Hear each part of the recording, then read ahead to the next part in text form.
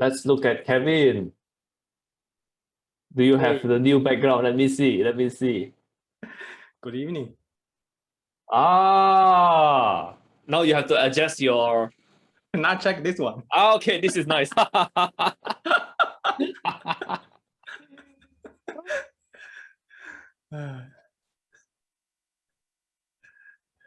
Now I can sue you for copyright. See, this looks so much better. You don't use this because the background, you're blocking your word.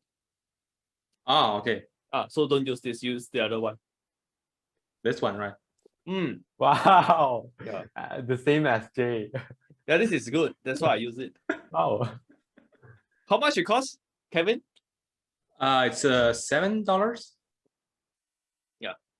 So it's 5. And that guy, he can give you like a 25. There's many. I just need 2 or 3. Yeah, because me when the I same. choose this, I don't know what exactly I want. So I asked him. He asked me to select. I don't know how many. I forgot. It's a long time. Then he gave me. So I try one by one, and I'm like, okay, I like this. But you realize my image and yours, Kevin. You see the lighting is different. Do you realize? Yeah, it seems your background, that the chef is a bit dark. Yes, I use PowerPoint to edit. All right. I just show you how to do it, so you can just go and do it. So some people actually think I'm actually in a library or something. Are you guys able to see my screen? Yep. Yeah. Okay. Show the trick. Okay. This is the image, correct?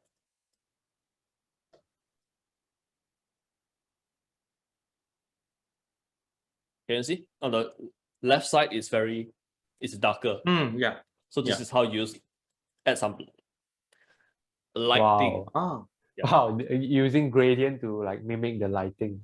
Yeah. Genius. Yeah. That's awesome. I use PowerPoint for everything. What the hell, bro? Okay. So I only asked Kevin to do it because he's using Zoom quite frequently now, at least like once a week or for closing, correct? Probably. Yeah, once a week, and it's like you actually use it to meet. I'm curious, when you actually pass them the work, do you actually hop on Zoom or you just send it to them? I just sent the email. Oh, okay. If you can get them on a Zoom call, it increase the perceived value of your work. Yeah. When you deliver, just say, hey, it's done. I can walk you through it. So last time what I used to do is I invite them online and I walk them through.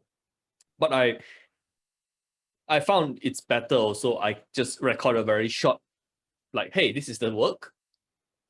Short 30-second video, maybe 1 minute, to show like, hey, this is everything I've done. But back then I don't know copywriting, so I rely on their feedback as well. So I was shooting to ask for feedback. So maybe yours is a bit different because you already know what is good. Just do a quick presentation. Hey, this is the part. So this is the heading. Why I write this is because our target audience is ABC. So I use this. Okay, and show them this is the headline, this is the this is this. So that would actually make your work higher perceived value. It's also a very good time to ask for testimony. And I forgot that.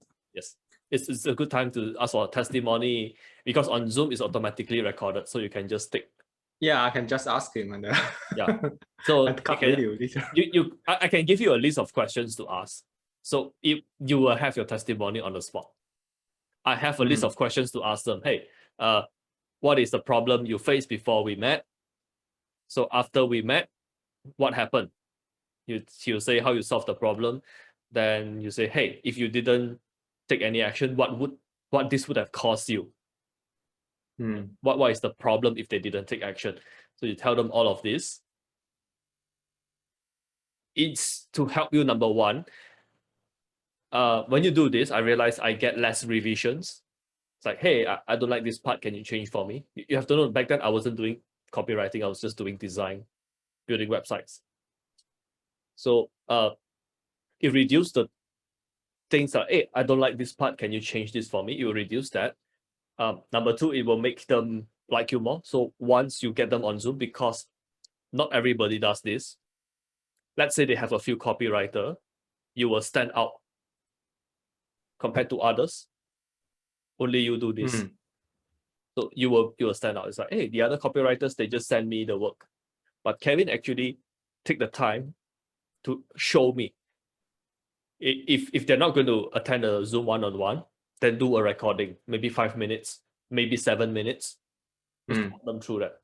Okay. So what this is doing is you should, because not every client know the value of the work. But by showing the process, it's just like the Schultz beer. The beer, we show them how the beer is made.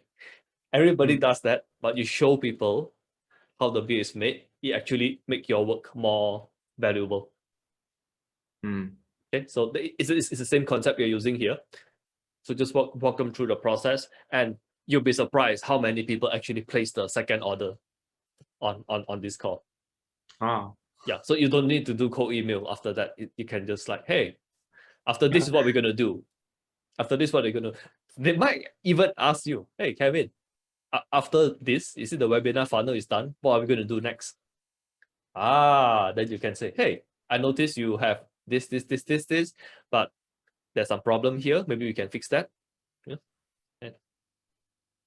I have a question. I'm curious.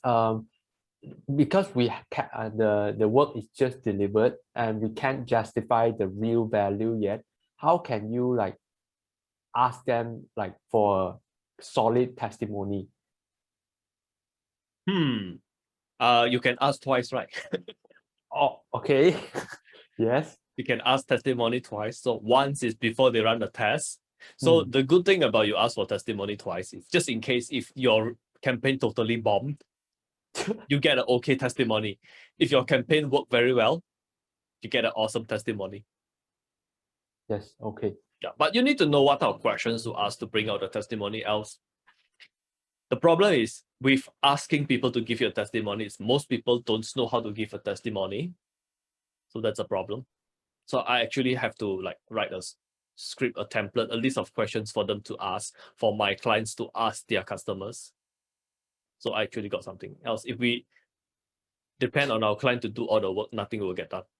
Yes, they just say like, oh, this product is great, it's good, and nothing else.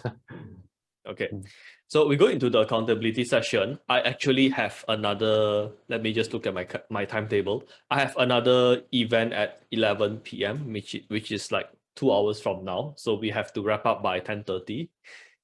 Okay, I actually did something stupid. It's not the first time. Like this is my calendar for this week. So I have this. All crammed. Wow. Did you close Melinda? No, I'm attending her class. Or attending her class? Oh, that's why. Yeah. Okay. If I close her, I'll get more than enough business than I know what to do with, because she's teaching also. Besides, she's doing the work, she's teaching and she has clients. So like she's Makes a mini influencer the way I see it. Yeah. Imagine if we can close Crystal, the whole group don't need to do cold email anymore. Can just do all the work. So many clients there. Okay, we'll start with the accountability session. Since Max came first, we start with him. Then Kevin, then Bo. Share with us what you did last week. Okay, so last week I just continued my work with my leader, so the email marketing, and then I continue to prospect my cold email list, but I haven't sent any cold email yet because I found it's I got some problem. Maybe I just need some solution and opinion about the e-commerce jewelry business owner. So I have a question I asked Jay last week about the e-commerce jewelry.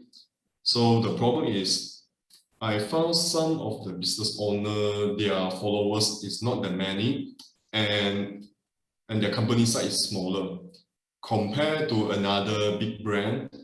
Yeah, it's like about 600k followers on Instagram and Facebook, and their business is quite big. So my question to ask Jay is that, as a beginner copywriter, should I approach to the small brand, or I just focus on prospecting the big brand? Yeah, I'll come to answer the question later. We just do the accountability round first. We leave the Q&A for that. Okay, so you return a few cold emails, you haven't sent them. You're trying to approach this jewelry prospect. Mhm. Okay, anything I'm missing? Like, other work done for the week? Actually, it's something like that. Just like that one. Okay. Were you approaching other people like the whole week, approaching to jewelry? Looks a little. No, I didn't approach anyone. I see. So where did you get stuck? Because probably if you didn't do a lot, you're stuck on something. Yeah, I start from, I don't actually know what is the gift I want to give them. Yeah, that's the problem.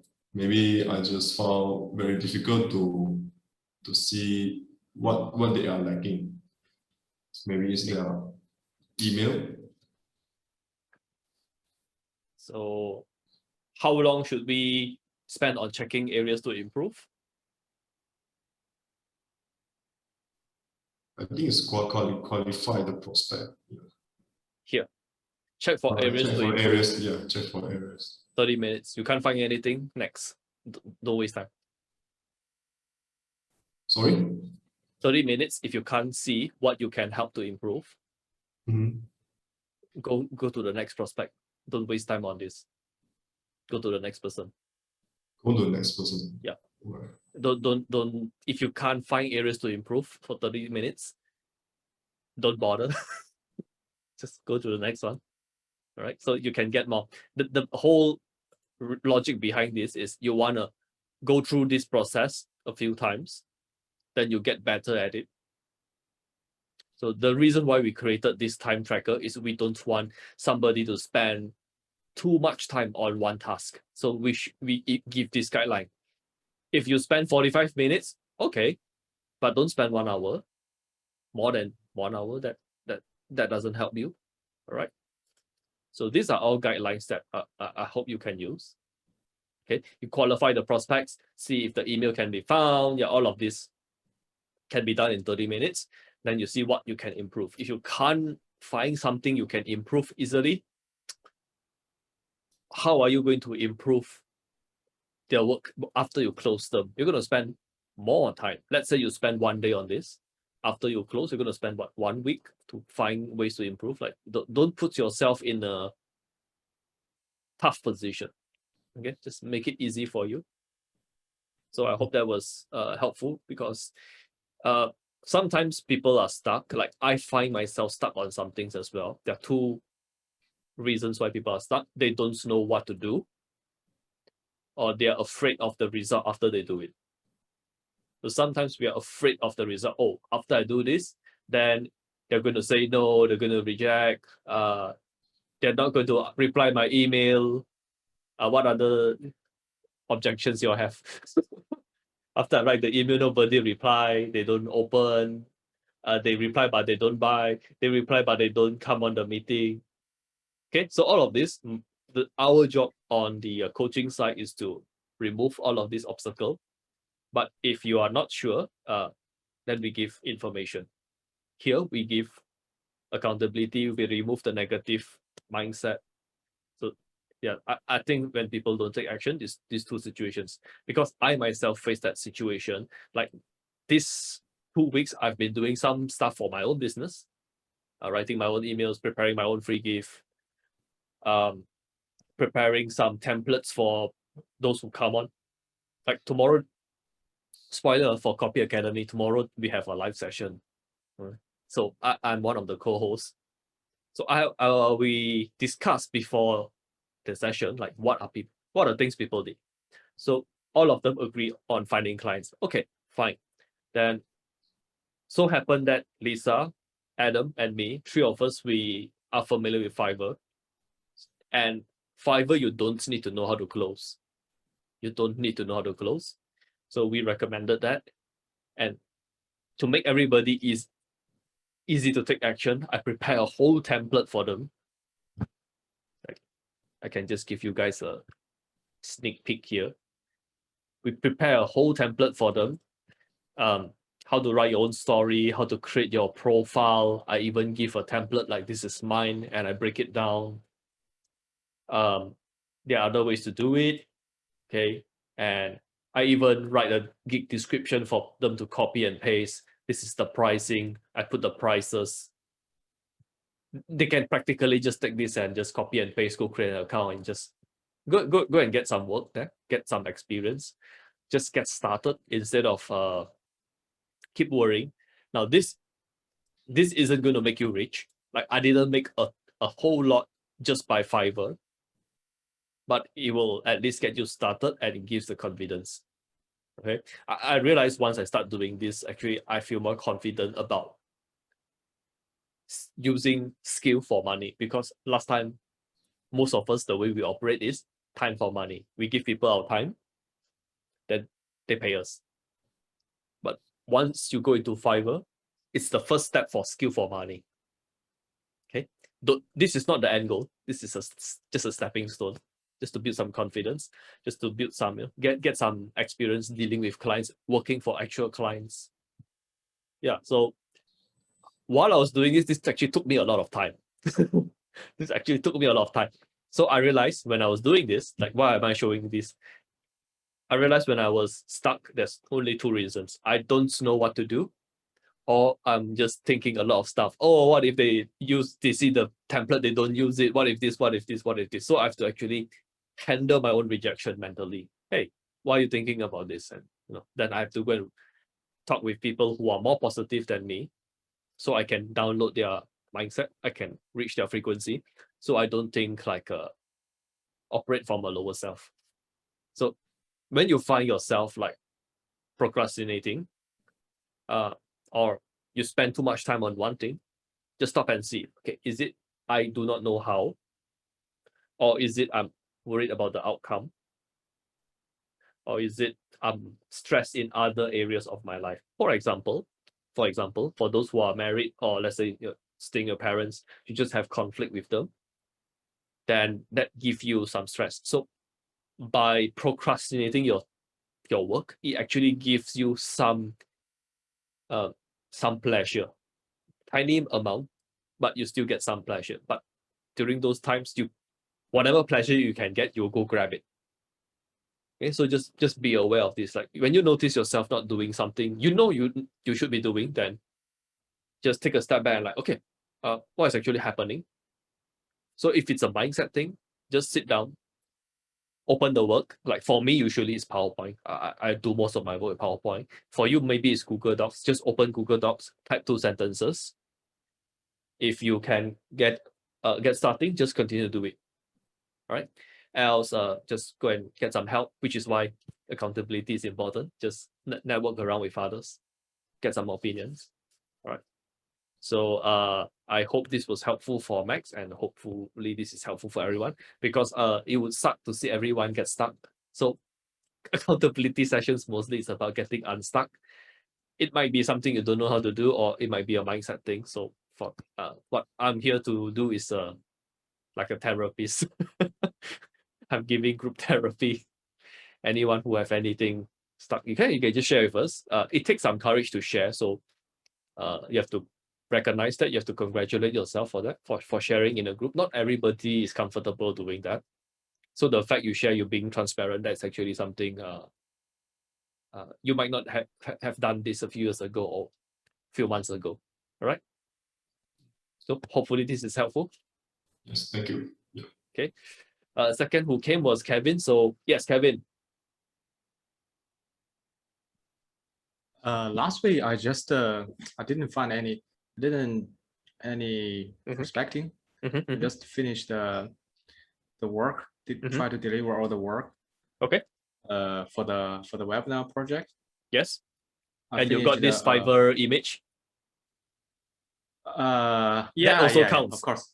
Yeah, during the weekend. And yeah, I see. And so why did I bring it up?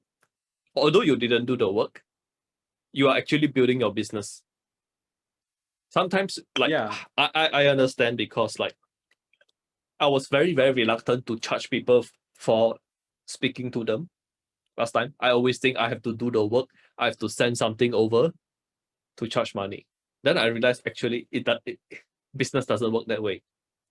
What matters is the result the customer get, the impact the customer get. So by you just changing your background, your customer thinks everything is more important when you do. So you actually help your customer, because when they think you are important, your work is important, they treat your work differently. You can do the same thing. But if they think your work is useful, they put more effort in implementing, or they implement faster, you actually get a better result. Which is why I'm quite particular about at least the camera. Don't need to be super nice. You're on Zoom anyway. Zoom, the camera quality would be nice, but at least everybody looks sharp. Like everybody here looks okay. The sound nice. Some background. Okay. If you don't have at least one Zoom call every 2 weeks, don't worry about the background. Kevin gets like almost one call a week, and he starts to do closing, which is why I asked him to do that. Okay. So that actually, even though you just paid $7, the effect is going to be very big. So don't discount that. I almost forgot about this. Yeah. I didn't treat this as a work. It's like something exciting or interesting. That's good if you don't treat it as well. All right. So Yeah. you deliver the webinar funnel. Yeah. The one sales page, one order page, one order form page, one squeeze page, and the 10 email.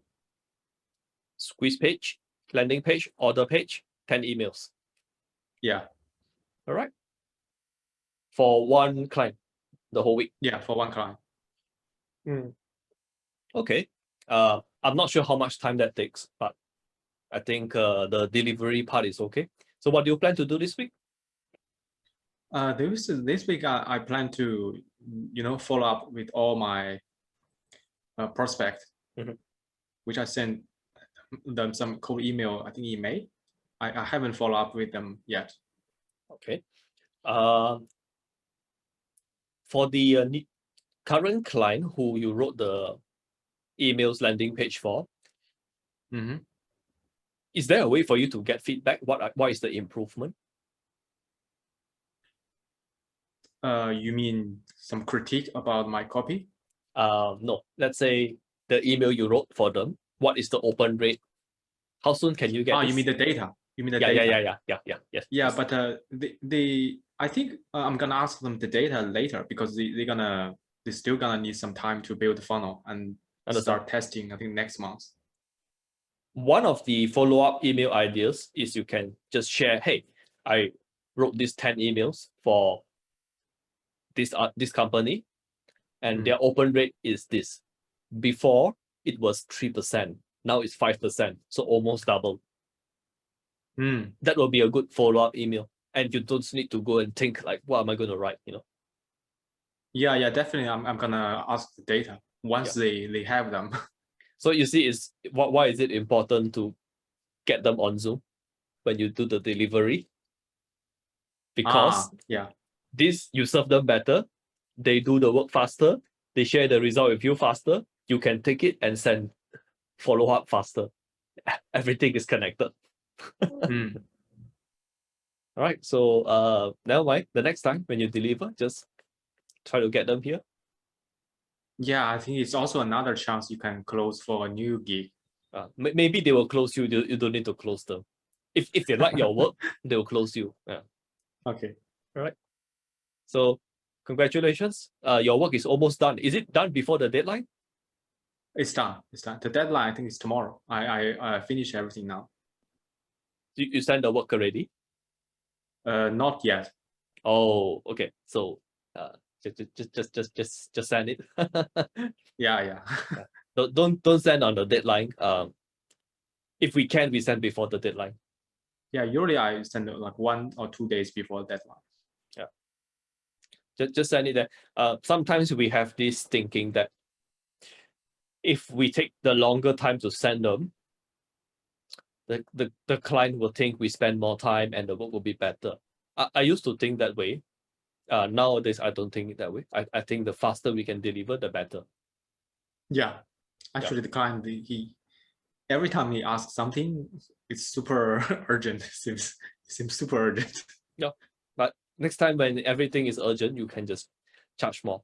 You say, hey, the normal rate is going to be this. If it's going to be like very, very urgent, I have to push some things back a little.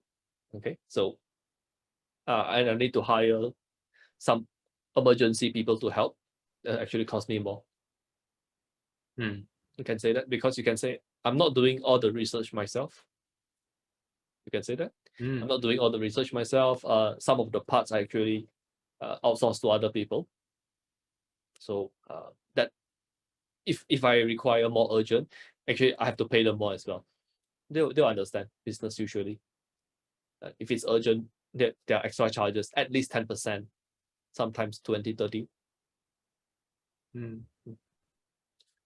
Okay, Bob. And one thing, Yes. one thing for this prospect is he asked me to deliver work in ClickFunnels, not Word document. So I actually made the funnel. Oh, okay. Just without the the integration, the email integration. Just you use ClickFunnels to build all the sales page. I see. It's interesting because I haven't touched ClickFunnels for 3-4 years, maybe 3 years. I think I haven't touched ClickFunnels for a long time. Yeah, I got traumatized by failed this ClickFunnels. time. Yeah, just failed this time. I spent too much time using the ClickFunnels. I think almost 6 or 8 hours to build the pages. This is why if somebody really wants to do a funnel, I'll actually do it on WordPress. It's faster for me.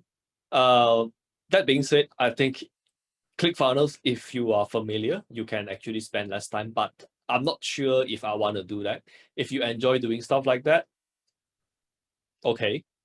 Else next time, just say it's not included in the service. I'm just here to write the copy. And you could also, I'm not sure if this is the best way to say, but you can say, I'm not a funnel builder, a tech guy. I can help you to do all of this, but it's not the best. It's not. I don't do this professionally. My value is mostly in the writing. Okay, so it will actually take me more time, and there might be some mistakes, which I don't even know there will be mistakes because I don't know how to test this very well. My time is better spent on the copy, so it might make sense to not say you can do that, because hey, I'll be spending 6-8 hours on ClickFunnels, but 6-8 hours, if I spend it on your copy, you actually get more value. But you have to find a way to say this to them. Because for me, you have to pay me a lot for me to go and use ClickFunnels today, because I really don't like to do it. So it depends on you. All right. So everybody is different. Okay. Bob, so how's your week? Before going into my week, I would like to ask if you use WordPress for your funnels. How do you track if they bought your upsells or one-time offer or whatever? WordPress, there are 2 ways to track. One, you can track with Google Analytics, but Google Analytics, they do not filter repeat clicks. So a better way to track is you use a dedicated tracker. I used to use ClickMagick back in my solo ad days. I haven't used it for 3-4 years as well. But these things can be done. Okay, so basically, what they bought throughout the sales process is trackable using WordPress. Okay, sure. Yes. So ClickFunnels isn't the only way to do things. I thought ClickFunnels is a place to gather data and can be integrated to email automation. Can it do? There's a reason why dedicated companies, they don't use ClickFunnels. They use something like Infusionsoft. it's even more complicated. Yes. I tried to learn Infusionsoft in 2015-16. I gave up. It's too complicated for me. Yes. So I just stick with WordPress. Infusionsoft, there are actually companies to go and set up and operate for companies. That is not what we want to do. I don't think anybody here wants to do that. It Yes. takes too much time. Nah. Yeah, which is a great segue to my week, because right now, the potential client who's hopefully going to have a call with me, he's using Infusionsoft. So I'm very nervous because They've been using it for a long time.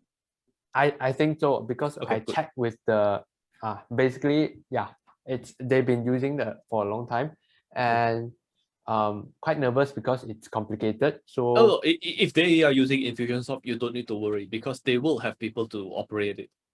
okay. A If business that's owner is not going to know how to operate Infusionsoft. Like, come on.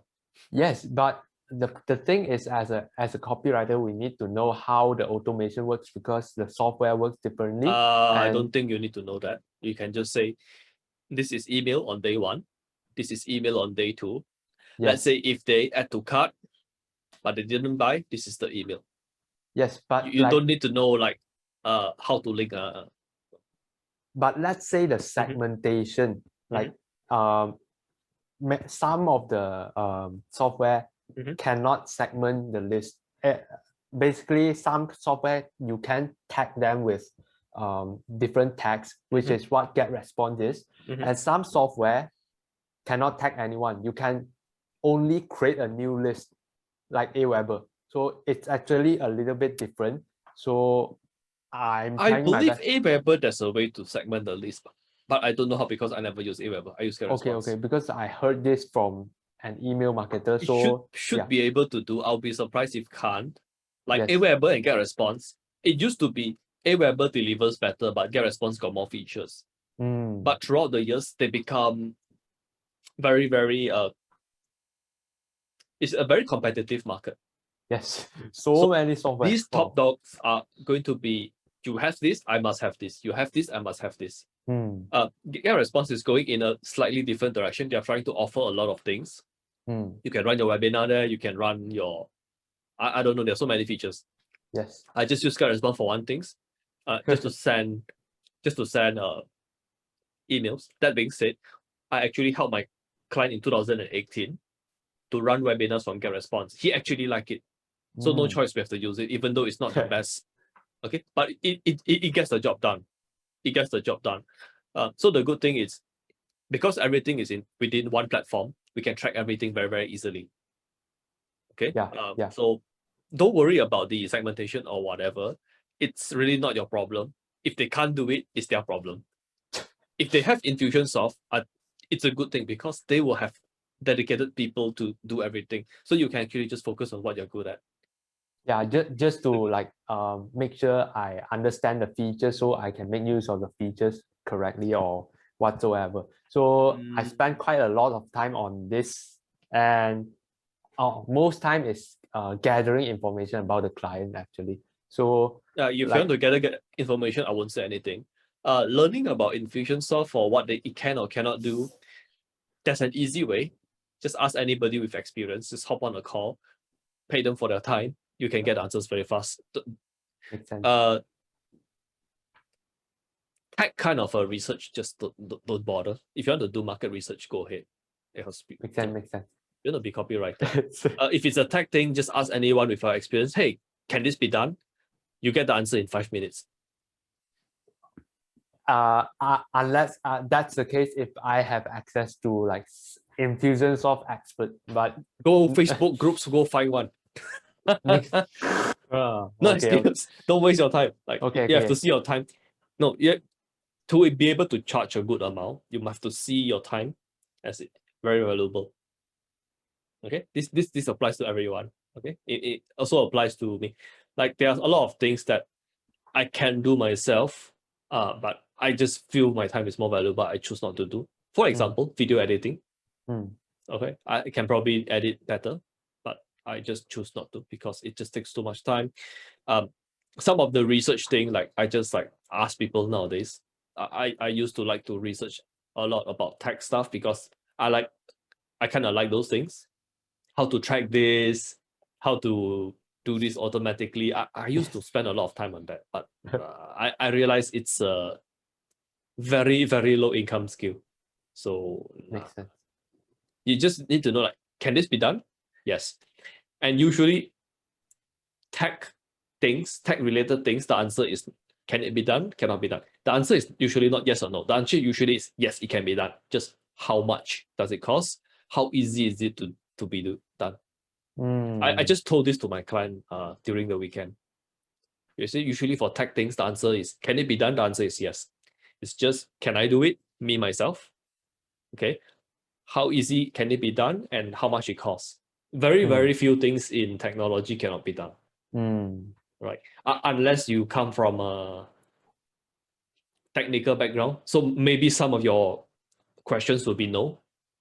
But if let's say you come from a business or writing background, whatever you can think of, probably somebody out there already thought of it. And the solution is there out there. Because like throughout my career as virtual assistant, all of this, right? I find really very, very few situations the answer is no. In fact, I can't remember any. Usually the answer I give my clients, yes, there is such a thing. It costs $500 a month or $2,000 a month. This is the website. Should I go and buy it? The answer is no. Okay, don't need to do. So yeah. Yeah. So other than the client stuff, I did like 3 quick follow-ups with potential clients, with clients that I like among the cold email, because some of the clients in my cold email, like, it's actually too small because that's the first client and he's not like sending any emails, or the website is just like, oh sorry, trash or whatever. He's not Trash and implementing. trash. It's okay. Don't need to apologize for them. Okay, just like he's not doing any like intense copy stuff. At least like medium. What is their business if they're not doing? Fitness, like personal trainer, really small one. Okay. Yeah, really small personal trainer. So yeah, maybe he's not getting many business, or maybe he's complacent with his current business. Yeah, so which is why we spend 30 minutes to qualify. If like, I don't think this is business, it's because I just searched this word. It's called force multiplier. Force multiplier is you just help winners win more. That is mainly our job for all of us. Yes.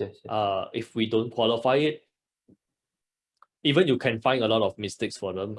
You end up doing a lot of work for not a lot of money. So yeah, and that's the case. They even if we solve all, most of their problems, we can get paid well. Yeah, so that's the case. Yeah, 3 follow-up emails and client stuff. Okay, so I think it's a good week if you follow up 3 emails and you do some research and you write some Google ads. Yeah, I think Google ads. that's good. It's your ads suck, but you're new to it, so we can't say anything. Everybody has to start somewhere, all right? So if the work isn't good, nobody will say anything. Like, just worst case scenario, I just pay you, I don't use it. Like, who cares? Okay. So not bad. I think your week is good. Okay. Abdul, how's your week? Hi guys. Do you hear me, Jay? Yes, I hear you. How's your week? So actually, I think guys, it was fruitful. So I would try to speak rapidly because there is some noise right here because I am at work. So sorry for that. Okay. So first of all, I started with a follow-up email. After that, I started with a new client. I searched new clients. Follow-up new clients. I find out some mistakes in his funnel and his website. Good. I wrote to him yesterday. I wrote to him a cold email, and I'm waiting for the 48 hours to finish to send to him a follow-up email. We send within 48 hours. It's not sent after 48 hours. 48 hours, Yeah. 2 days. We send within 2 days. It's not sent after 2 days. Send before 2 days. No, actually, I do not do this. I send the first email today, and I wait for 2 days to send the follow-up email. That's my strategy. I think I got a little confused. Okay, just a quick one. You send your email today and you're going to send the follow-up 2 days later.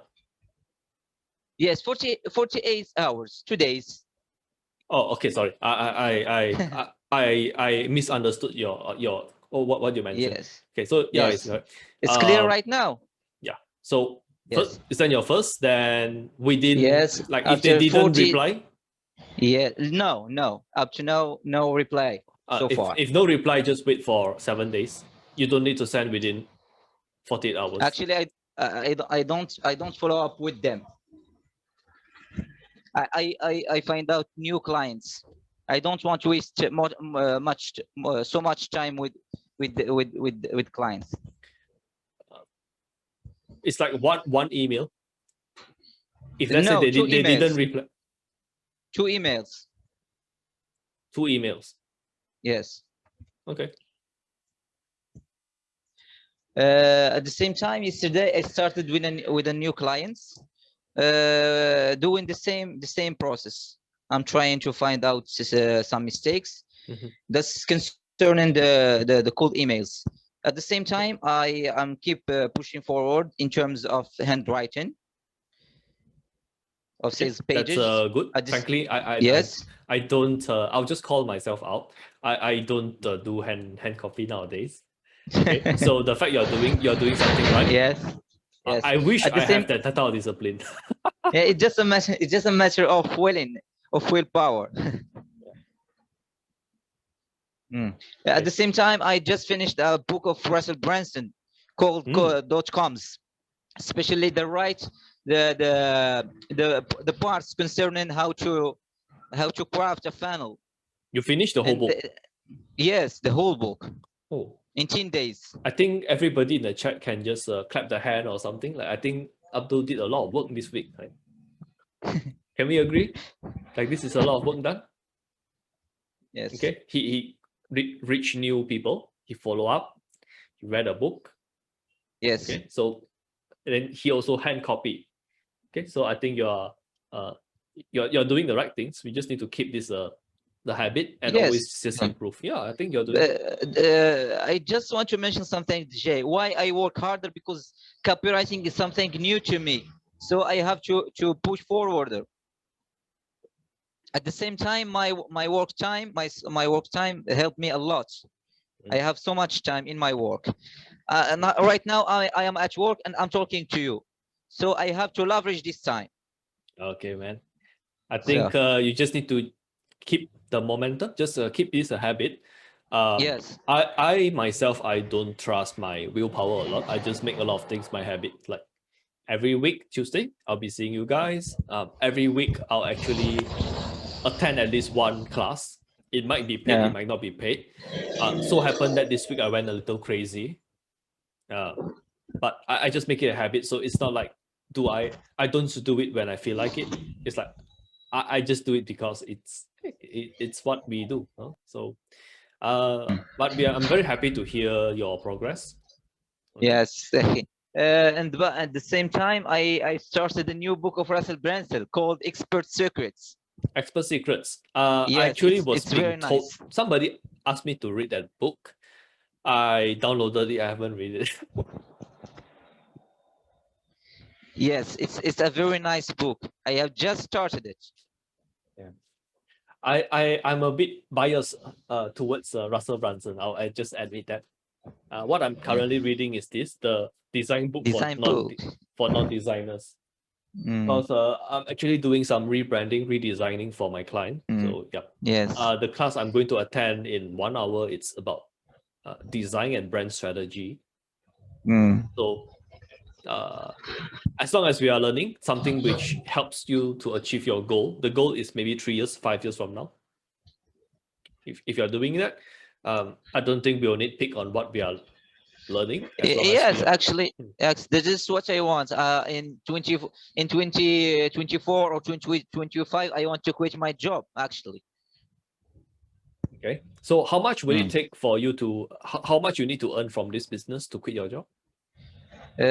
actually, I'm trying to make a partnership with with a friend of mine. I just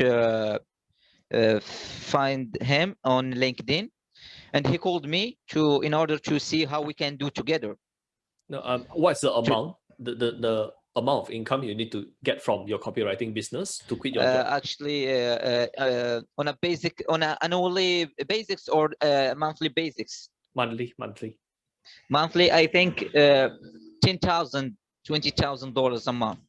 This will be $10,000-$20,000 only you can yes, quit your job. Okay, so yes. it will take some time. Yeah. Actually. So three At the same years is a time, good goal. Yeah.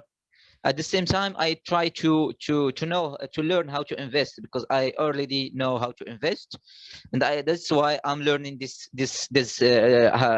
copywriting, because one of the high income skills. You know, at Yep. the same time building a scalable it- business. When you mention invest, what type of investing are you doing? Actually, I love real estate. Real estate. Or real I estate? love it. Okay. Yes. This is you're familiar with Dan Long's work?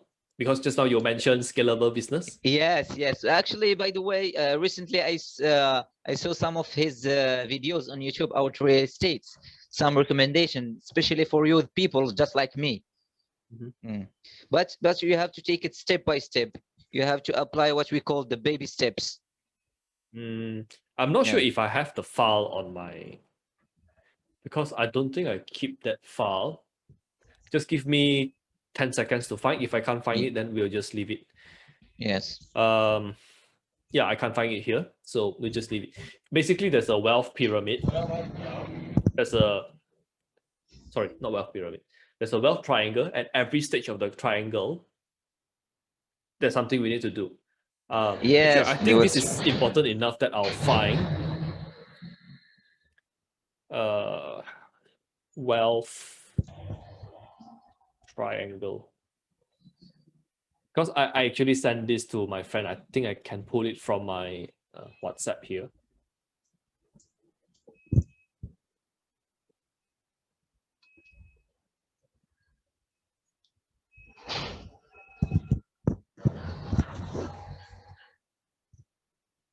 Okay, so it's harder to find than I thought. I guess we have to leave that. I don't want to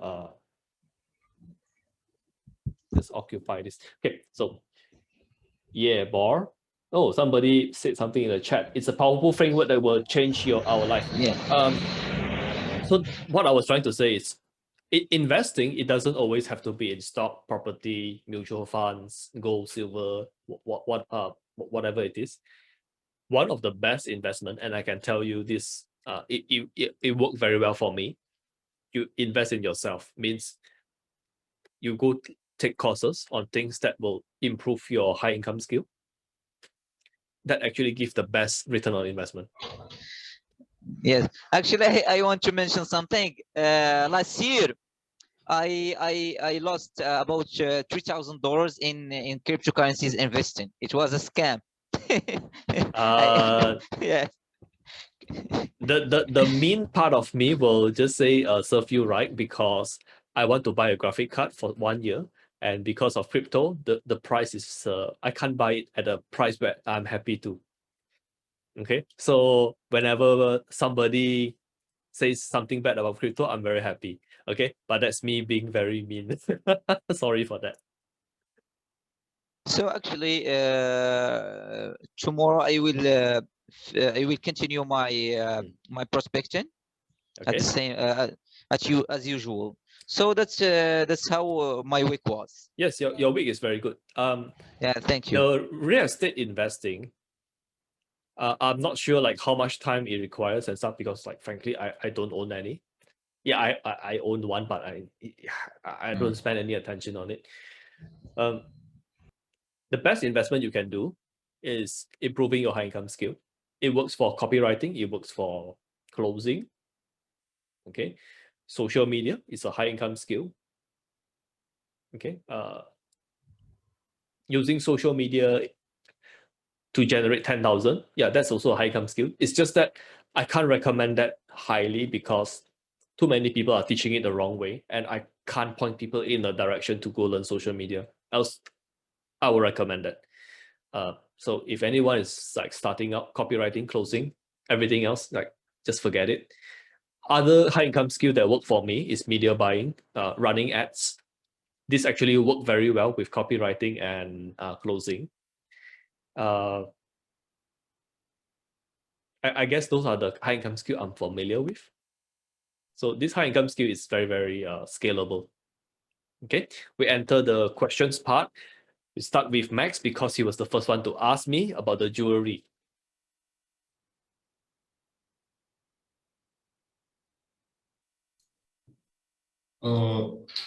Yeah, I more or less remember the question. Let me see if I mentioned the question correctly. If I didn't get the question, just you can just let me know. Okay, so there are two potential customers. One is a big jewelry store. The other one is a small one. Yeah. Okay, so which is the one with 600,000 followers? Let's say is which one? The Big or one is small? A. Huh? Big or small? Have more followers. The bigger. The bigger have more followers. Bigger. Okay. So sometimes I don't answer the question. Sometimes I question the question. Okay. Now, why do you want to select jewelry as your niche? Actually, I got this. Because recently I just working with one consider as my team client. So I helping them to write the jewelry newsletter. Okay. Building the email sequence with the personal brand. So I have this portfolio. So I trying to use this my portfolio to approach the jewelry e-commerce business owner. Okay. That's a legitimate reason. Okay. That's a legitimate reason to use. So your question is, who should you approach, big and small? Yeah. Do both. Both. Yeah. There are three type of outcomes. Both say yes. Both say no. Either one say yes. All are fine if you ask me. So don't say, which should I choose? Because if you follow the recommended time, 30 minutes to qualify. Okay, for this situation, both of them I think qualify because you have the material. You have the material. It's very easy for you to write an email. Hey, this is what I wrote. Take a look. This is what we did. If you like what you see, I can do the same for you. Okay. Or I can share with you how we go through this process. You can see what applies to you.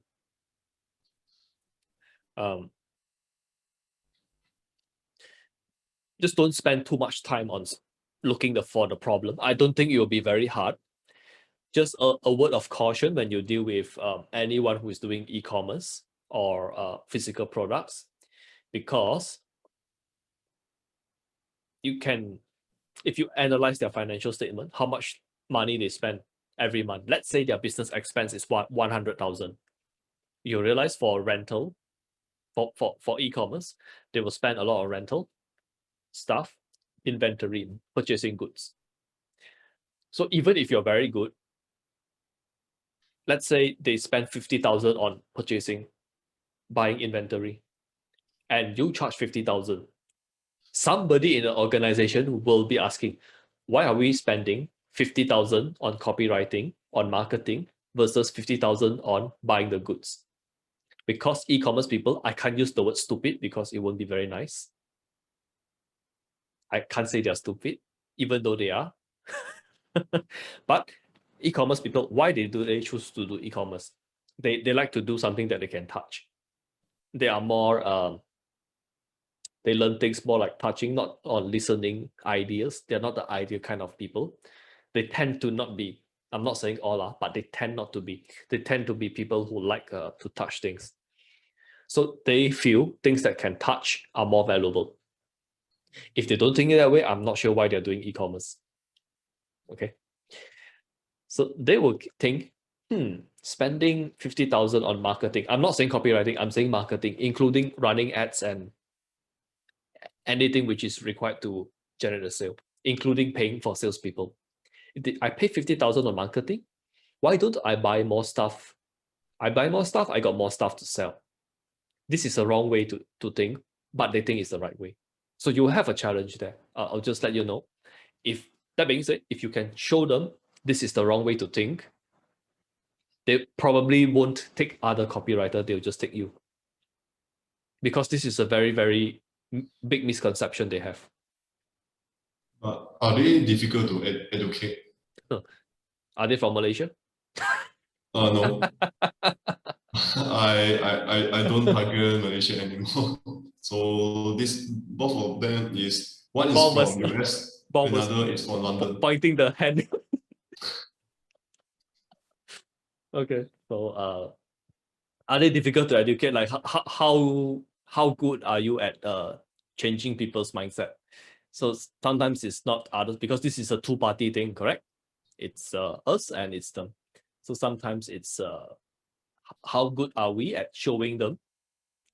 If the person is, let's say the person who is coaching them is Crystal or Danlock, probably it's easier. For us, it will be harder. Okay, and who is the person being coached? Yeah, so there's no answer there, frankly. That being said, if you need to do a lot of things for somebody to get good results, we are probably helping the wrong person. Okay, I'm not saying don't go for this. You can go for this.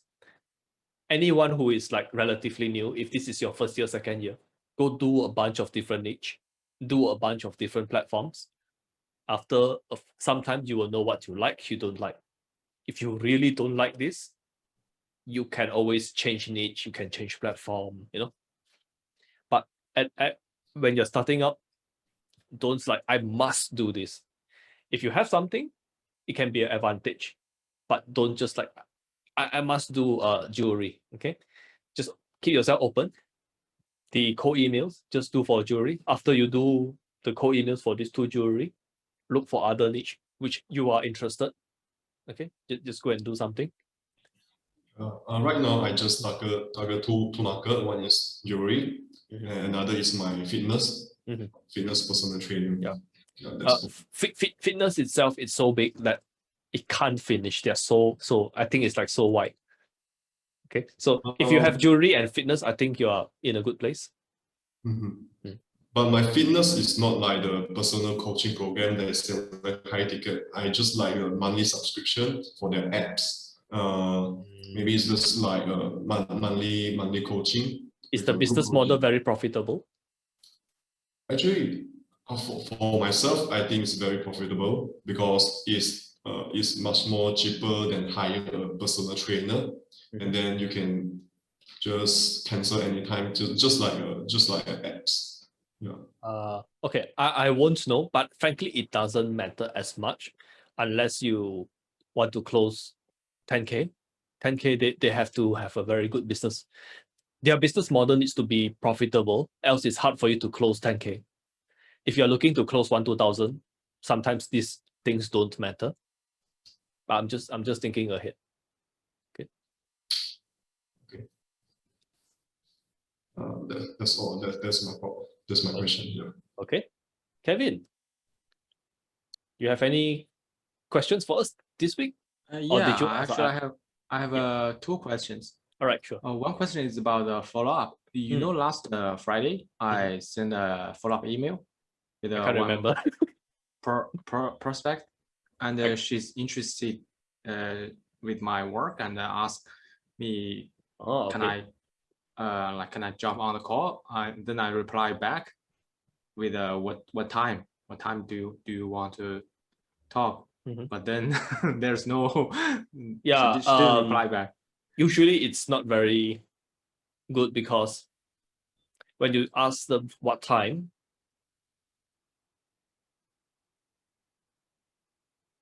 you don't know when they're going to read the email. And when they read the email, they don't know when you're going to read the email. So I find it very hard to find a nice time. Even on Fiverr, it was direct message. It was instant.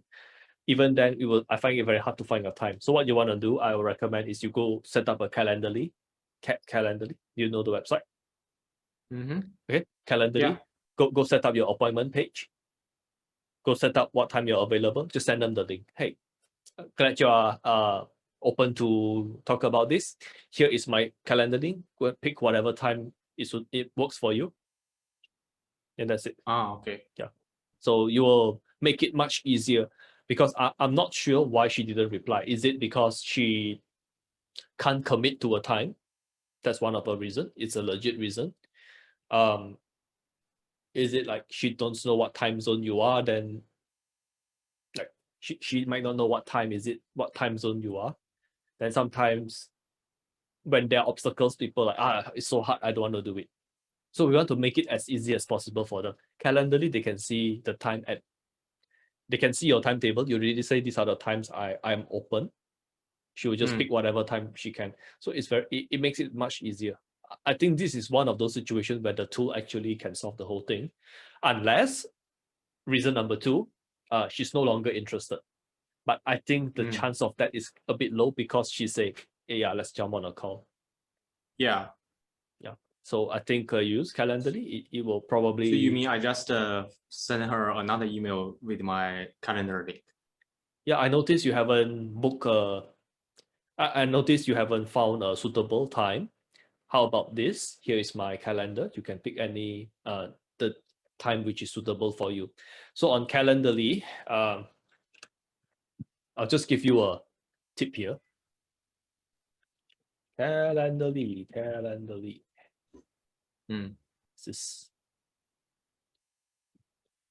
I actually pay Calendly because I use this to manage my time as well. You don't have to. Okay, you don't have to do this, because I have so many different appointments. If you do not pay, it will just be one. Yeah, I only have one choice. Yeah, but it's good enough. So what you want to do is you want to set up Calendly so that let's say Monday, Wednesday, and Friday, 3 days you're available. Okay, and each day don't show too many appointments which are available. Let me see if I can find one example. Like, this is bad. This is not what you want to do.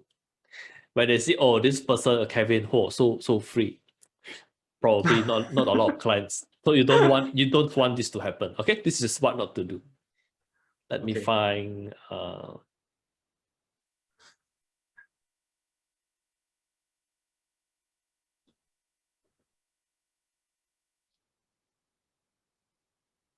Really? All so flexible?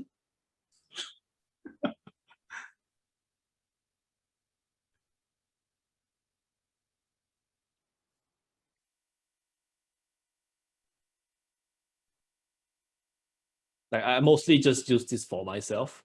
And let's say if it's a very specific appointment, I'll go set it. Okay, this is something you want. 2 days apart, okay? Don't put like 24, 25. This is what I like to do. I like to like space it out here. So once it's here, there are a few time slots. Okay, there is a way to just limit it to 3 options. 1 day, 3 options. Okay, this is a bit on the long side. Is it? Yeah, too many options. Okay, maybe 5 options. This is a bit too many. But you see the date, at least don't make it like, you're available every day. Like me, because like I do operate a lot, very long hours every day. That's me. So I'm quite flexible on this. Okay, but you do not want to show them this. So people who can access this link can only talk with you with 2 days, right? Yeah. You're not available like 1 week later or 2 weeks later. You can set this however you like. It's very flexible. There are some which is this is actually like a one-off meeting. So what I do is here, I just select they can only book it on 21st May. Okay, so if you like really want to limit things, you can say it's only from here to here. Mm. Okay, I'll just do a quick example.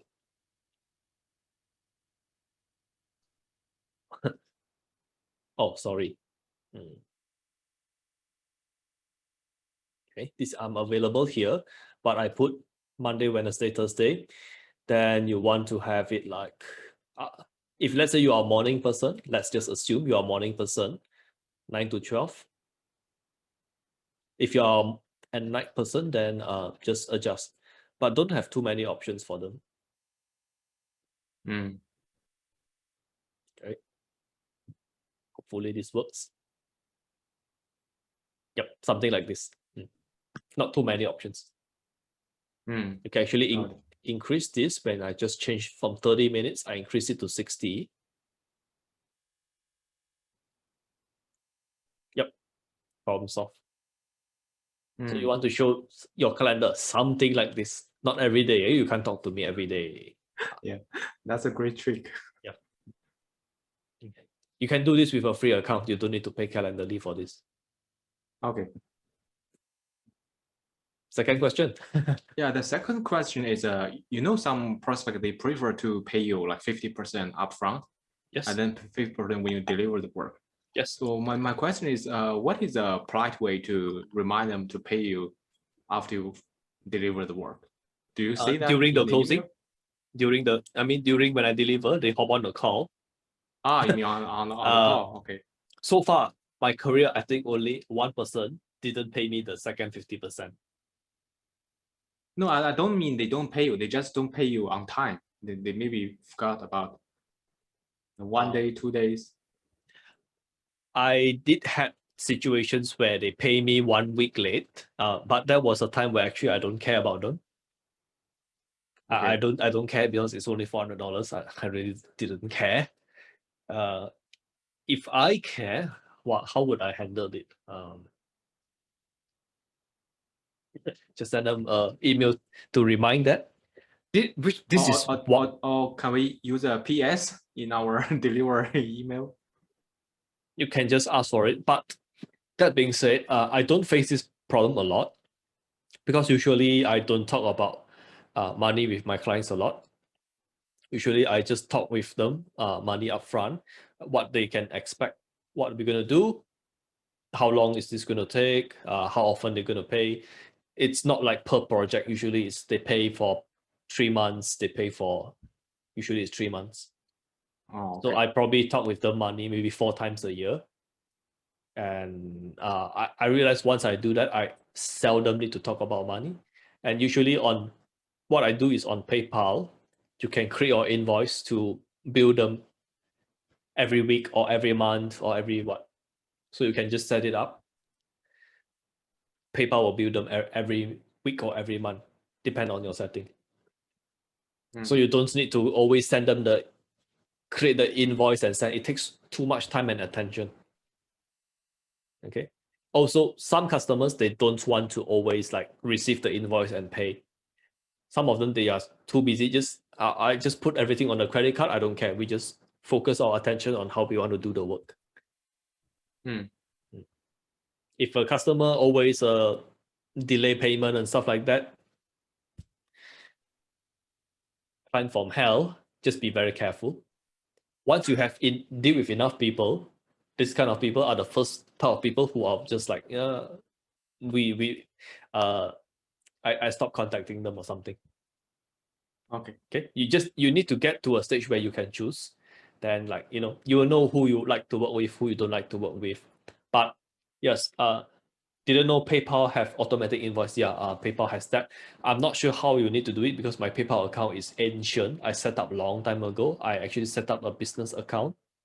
So I register my own company. I submit all the documents for PayPal. Okay.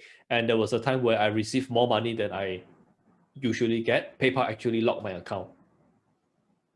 And I have to go and say, hey, this is normal. I'm doing this business. Here is my business registration. They ask for a few things. After I submit, then it's okay. But that really actually scared me. That time, that was 2019 or 2007. It's definitely not 2018. So it's before 2017. Yeah, 2017. That happened to me. Okay. I'm thanks. not sure your area how you want to do it, but these things nowadays just set it, just close up front. There are a few ways to do this. You can, if you like, this is very after you do the first funnel, you know if you like the client, correct? You know if you like them or you don't. If you like them, you say, hey, this is what I do, and I think I like the way we work together. So how about this? Then you close them a retainer. If they didn't ask you during the call, then you ask them. But so far, in my experience, usually people ask me. I seldom close like before this year. Very, very seldom I close. Before last year, before 2020, usually people close me. I don't close them because I don't know how to close people. So, but the work I give them is like so much. Then they're like, I really like working with you. How can we work together? Yeah. But the thing is, for retainer, if every month we do different kind of funnel, the price is different. You have to iron out those details with them. Like this is the minimum that's one way you can do it is one funnel, 10 emails. Actually, that was the old way I do it. Today I'll have a better idea if I have this problem. Okay, let's say the email is, tell me what are the things you give. I just write down. I can actually show you. Let's say it's a webinar funnel. Okay. Yeah, webinar funnel. Webinar funnel. So how many emails? You mean for this one or for general funnel? General funnel, maybe 20 emails. 20 emails. Okay. Landing page. 20 emails. One landing page. Yeah. One order page and one sales page. One sales page. One squeeze page. Or registration page. What's the landing page there? I think maybe it's a sales page, like with some replays, or some videos to remind people to buy. Okay. I actually I don't care about all of this. Whatever you need to just put here. Okay. So let's say this is the first project you have with them. You can say, hey, actually I like work with you together. How about this? We change it to a retainer. This is my proposal. How much for all of this? 5,000. Yeah, if you want me to charge, I'll charge 6,000. Okay, 6. This is 6, correct? Let's say if it's I don't know. I don't know if I can close it. Let's say this is the new client. You charge 6,000, correct? Yeah, okay. Everything. So this is what I'll suggest. Say I'll do 25 emails. I'll do all of this. Every month you get something to test. So instead of 6,000, we make it 5,000. And you make it automatic. Yeah, I understand. But the thing is, maybe next month he needs another funnel, a book funnel. or just some tell him funnel. You don't care what funnel it is. As long as it's here. Okay. I got more or less this. Okay. So another way you can do it is you just close up. So when they pay 10, if they ask for, even though you promise 25, if you really need 35, you don't care. So I usually what I like to do is I missed the webinar script, the most important part. Oh yeah. That'd be crazy. Yeah. You can see how much I don't care about what you write here. Okay. So here, what I like to do is I like to charge more. Let's say if normal rate is, if let's say I will be okay with 5,000, I'll charge double. Why? It's because I can spend more time here, and let's say they need more things.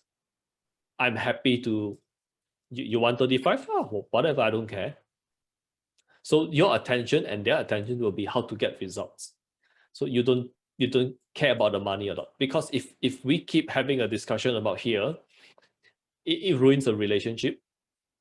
And they will think you are a person who is always there to nickel and dime them. You care about the work, you care about the money more than the result. So I like to not do that. If you can, just close them higher. There are a few ways to do this. Yeah? Okay, just pay 5,000. The other 5,000 is performance based. You can say it's performance based. Okay, so how is performance based? How much are you currently making from this? If we make more than, let's say they make 100,000 from one webinar, they say anything above 100,000, I'll take 50% until I get 10,000. Then I don't care. Sometimes they were like, this is too much work. How about I just pay you 10,000? Some of them will say that. Okay? Because sometimes they are also very lazy to go calculate everything, you know. So this is actually closing. Okay. So just close double of what you are okay with, and sometimes you don't care about this anymore. Okay, because this is not a copywriting problem, it's a closing problem. Okay.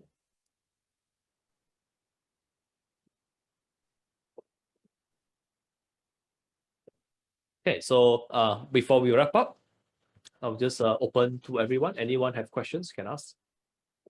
I don't have any question. Oh, sorry, Abdul, please. No, it's your turn, Bor. It's your turn. Oh, I just wanna like add on to like the topic just now about investing in ourselves versus investing in stocks and real estate, because I actually have personal experience on this. I'm right now is in a love and hate relationship with investing. Why? Because I started to be more money aware because of investing, but I actually lose tons of time because of investing. Why? Because right now my current situation is this. I've lost like $8,000 to $10,000 because of investing, but You sure that is investing? Sorry? You sure that's investing and not burning money? Yes. So Okay. okay, so like bad decision, okay, $8,000 to $10,000. Okay. So the point is this: if I put the $8,000 to $10,000 into leveling up my skill, because my capital is very small, and if I can get my skill level up quickly, I can actually make that even quicker than investing in somewhere else, like stock or market or real estate. So right now, I actually think all stock market gurus are scam. Why? Because they not fair to say that. Okay, it's just my personal opinion. Why? Because they are like indoctrinating the idea of starting early, and especially when we have no capital. But I don't quite. I mean, we can disagree on their message. We can't call them scam. Like, yeah. Sorry. I disagree that my client calls what he sell computers.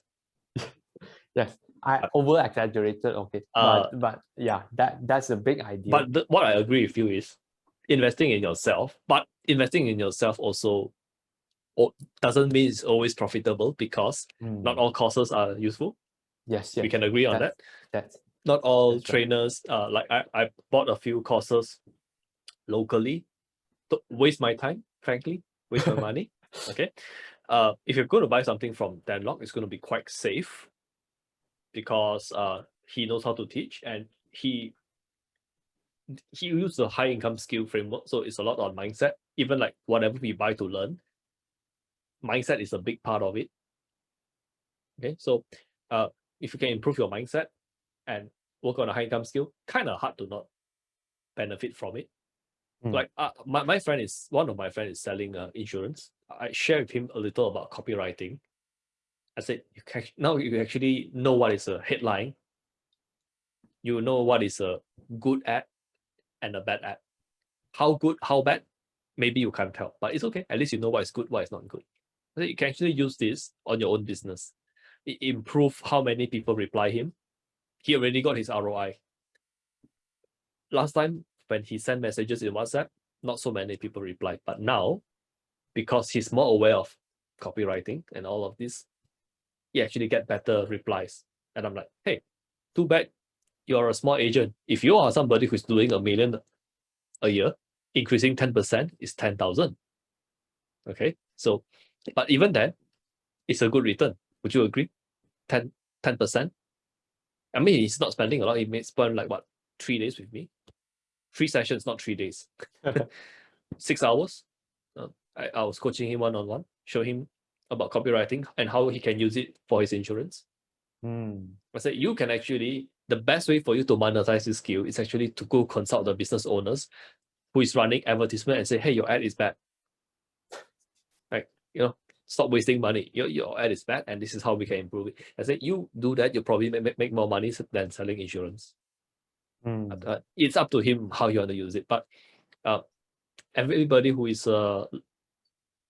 taking courses, if you know what you want to do and you go build the individual skills to help you to reach there, I think that's okay. If you spend anything on mindset, anyone who is famous, like Bob Proctor or stuff, people like this, it's going to be quite safe. Like Bob Proctor don't need your 10,000.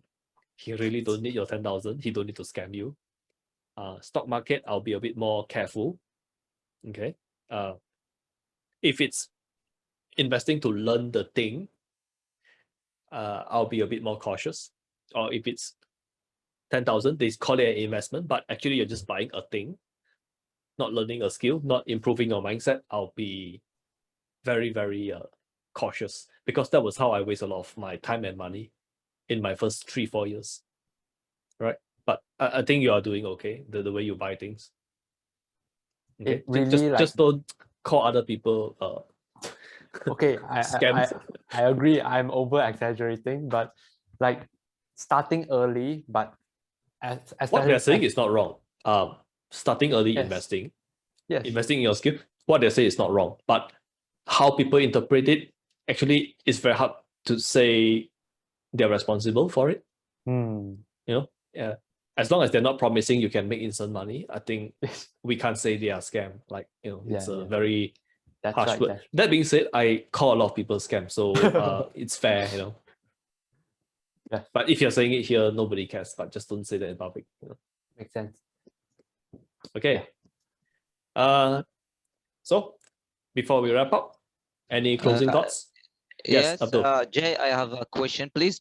What do we mean by the mechanism in the offer? Mechanism in the offer. Long story short, tell them previously why they didn't get the result. Tell them why they didn't get a result. I give you one example. Okay, simple enough. This book. So let's say this person, he write the book he want to sell me. He have to say this book has something special.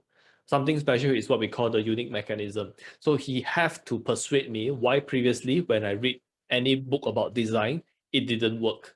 Because if it works, I wouldn't be looking for a new solution, correct?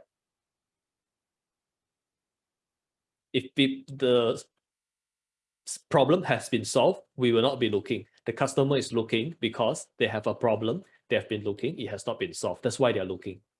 So a unique mechanism is just there to explain previously why the things you buy didn't work. So for this, it's very simple.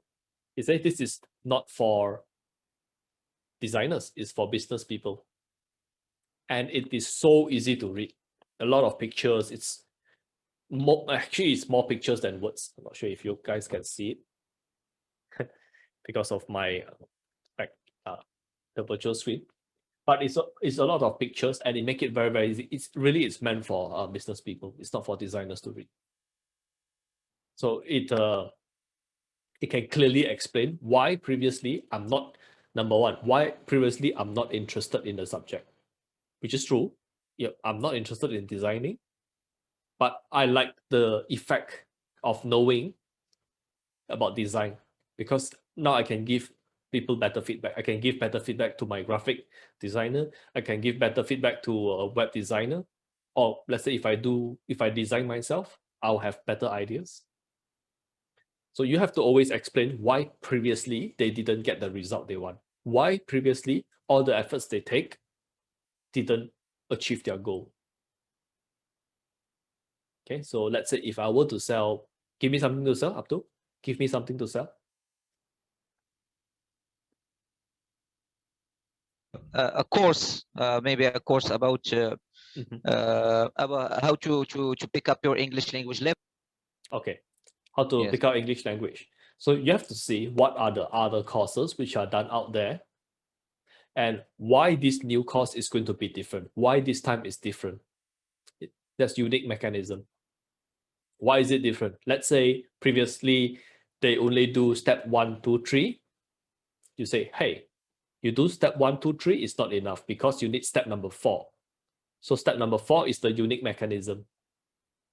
Always give them a reason why previously what they buy didn't work. Why this time is different.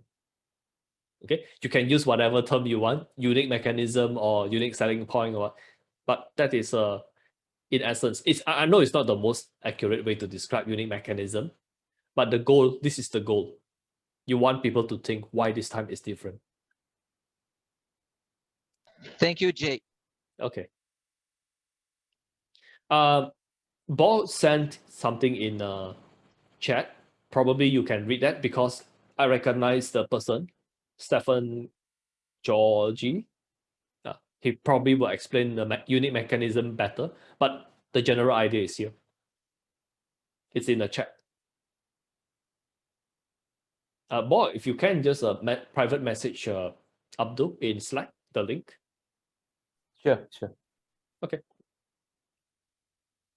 So I guess that's a wrap. I need to go eat something because the course is going to be 4 hours. 4 hours. Wow. Yeah. So Oh, Are you gonna And- sleep tonight? I don't think I'm going to sleep because Copy Academy is 6 a.m. wow. Yeah. So this is where I'm like, Can your I think body I'm not, handle that? now still okay. I'm not that old, but I'm getting old. I'll say that. I can answer that. bought too many courses. But it's okay. You know, it's not always you do this kind of stuff. Okay. Probably share some things which I learned from that. If it applies to, if you guys can use it. If you guys can't use it, I won't bother because you guys probably have other more important things to learn. It's about branding. I was a bit confused because it actually involved target audience research, and I'm like, that's a lot because that's what I'm doing. And they are designers. Why do designers need to do target audience research? Yeah, I'll know in a few hours. Let's see. Okay, guys, thanks for coming. Thank you very much. Bye, Jay. Thank you very much.